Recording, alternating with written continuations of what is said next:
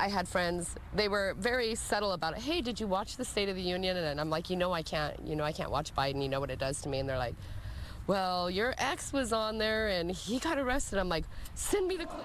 Year before I took office, murder rates went up 30%. 30% they went up.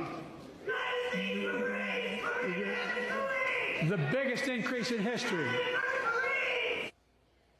U.S. Capitol Police say they arrested 51-year-old Stephen Nakui. Nakui was the guest of GOP Florida Representative Brian Mast. The dad was shouting Abbey Gate and 2nd Battalion 1st Marines. He was asked to stop, but did not. He's charged with disrupting Congress. I'm free now. Hey, Congressman, thank you so much for Ladies and gentlemen. Yeah, I actually saw on social media on X later that he went to meet the other families, Gold Star families of some of the 13 fallen, and they were hugging him and clapping for him. It's just very endemic, Maria, again, as I talked about last segment, this lack of empathy that President Biden has. He didn't talk about the Americans that are still left behind in Afghanistan. We met with the mother of U.S. Marine Lance Corporal Kareem Nakui Friday at her son's gravesite. We friends? The 20-year-old took this video in August 2021, the day before a suicide bomber killed him and 12 other U.S. service members. It's been forgotten about because it's not talked about. Like, you don't see the media constantly talking about it. You never seen Biden give speeches about our fallen 13 or the wounded. There was 18 that were wounded. Shanna didn't watch the State of the Union out of anger for the president, but her ex-husband was there as a guest for Florida Congressman Brian Mast. I think it was a bunch of BS that Kareem's father got arrested. He's a grieving father. He's a Gold Star dad. He should be allowed to say what he wants. He's in the room with the man we feel is responsible for our son's death. Parents heartbroken by their son's death, happy what happened in Afghanistan is being talked about again. By yelling out like that, he has brought attention back to our son.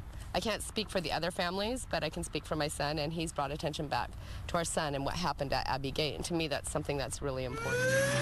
Abbey Gate is the entrance to the airport in Afghanistan where a suicide bomber killed 13 U.S. service members 3 years ago, including Nakui's son.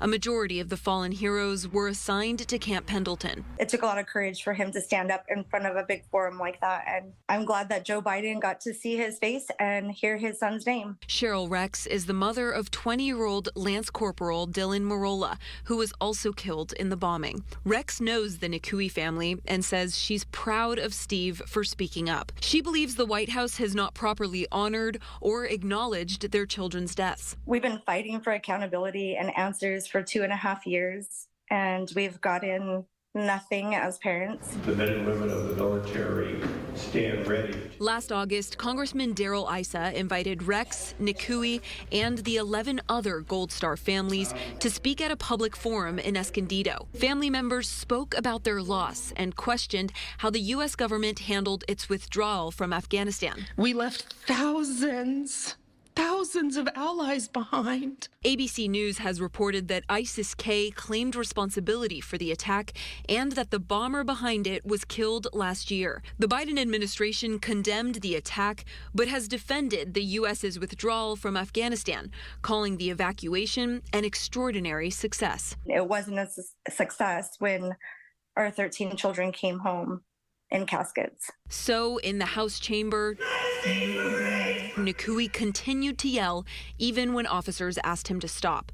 Police removed Nakui from the building and arrested him for crowding, obstructing, or incommoding. Congressman Mast says he visited Stephen Nakui in the holding cell until Nakui was released from custody around 1 a.m. To think of this man that lost his son, gave more than any person could imagine bearing, and he's carried out of the Capitol in cuffs for yelling, for bearing his soul, that remember this moment, remember my son, remember his name, remember the names of these other individuals, and you're being taken out.